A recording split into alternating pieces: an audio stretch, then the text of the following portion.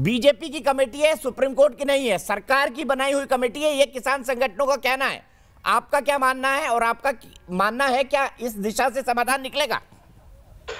देखिए, जिस प्रकार का कोर्ट का निर्णय आया है, भले ही हमें भी असुविधाजनक या असहज लग रहा हो, जो जसवंत सिंह जी ने कहा उसकी बात में मैं आंशिक रूप से समर्थन में कहता हूं।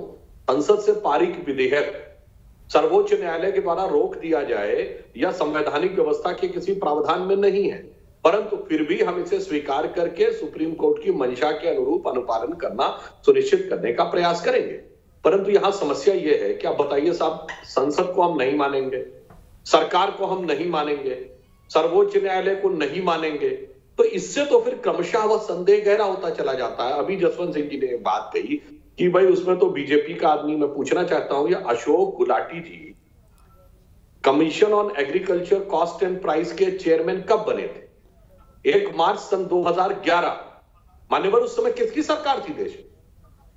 मनमोहन सिंह जी की सरकार थी ना, जिन्होंने इनको सीएससीपी का अध्यक्ष बनाया था। अशोक धनवंत जी ने जब 1 मार्च 1995 को WTO लागू किया गया तो सरकार के समर्थन में आने वाली किसान यूनियन कौन थी? मेरे ख्याल से आलोक शर्मा जी को याद होगा कि 1 जनवरी 1995 को किसकी सरकार थी? कांग्रेस की सरकार। बड़ी मजेदार बात है, अब आप इसमें राजनीतिकरण करने लगते हैं, चेयरमैन बनाएंगे आप, समर्थन लेंगे आप, अब आप कहने लगेंगे कि ऐसा नहीं वैसा। अब यहां पे एक और बात मैं जसवंत समर्थता से कह देता हूं, आपने कहा हमने कभी नहीं, हमें क्यों दे दिया?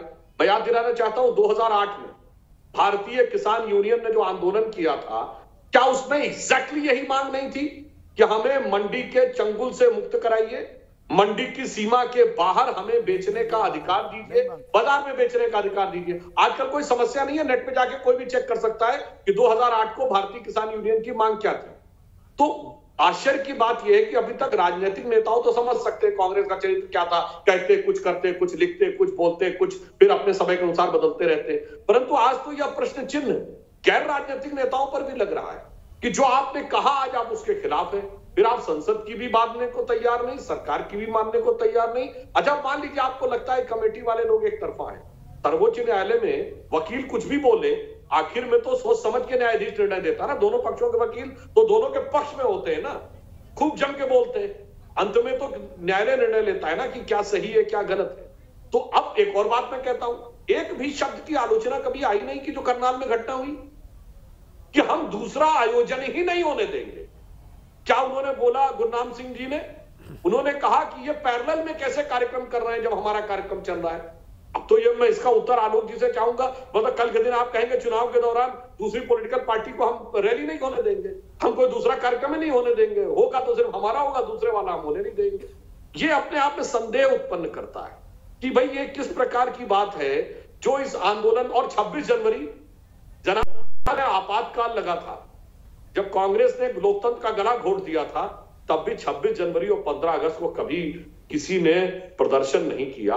एक निश्चित आम सहमति होती है, यदि उसमें भी कर रहे हैं तो मेरे विचार से कई सारे प्रश्न हैं जो अपने आप में इस जवाब के आकांक्षी हैं कि यह स्पष्ट करना चाहिए। नंबर 1, आपकी पहले मांग थी या नहीं 2008 में? नंबर 2, अगर आप संसद और कोर्ट को भी नहीं मानते, चलिए जो कमेटी के सदस्य किसके जमाने में बड़े बड़े पद पाए थे,